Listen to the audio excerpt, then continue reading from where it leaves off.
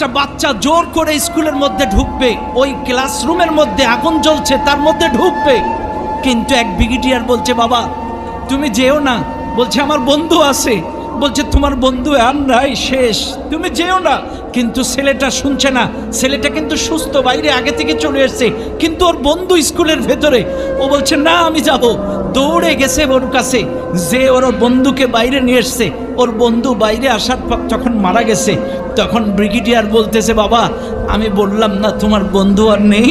তখন বলছে স্যার আমি গেছিলাম যখন স্কুলের ভেতরে, আমার বন্ধু বেঁচে ছিল, আমার বন্ধু আমাকে দেখে মুস্কি হাসি দিয়ে বলছে বন্ধু আমার বিশ্বাস ছিল তুই আসবি, আমার বিশ্বাস ছিল তুই আসবি।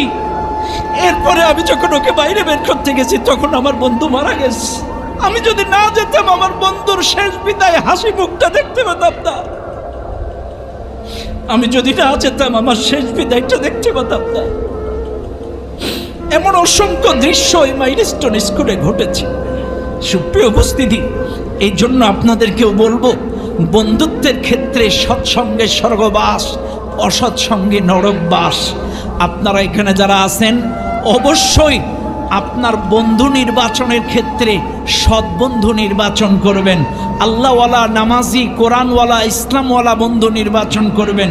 আপনার বন্ধু যদি নামাজি হয় আপনাকে নামাজ পড়াবে, আপনার বন্ধু যদি আল্লাহওয়ালা, কোরআনওয়ালা, নবীওয়ালা হয়, ইসলামওয়ালা হয় আপনাকে কোরআন পড়াবে, ইসলাম শেখাবে। আর আপনার বন্ধু যদি বিড়িওয়ালা, সিগারেটওয়ালা, গাঁজাওয়ালা, আপনার বন্ধু যদি নারীওয়ালা হয় আপনাকেও কিন্তু ওই অশ্লীল খারাপ কাজে নিয়ে যাবে।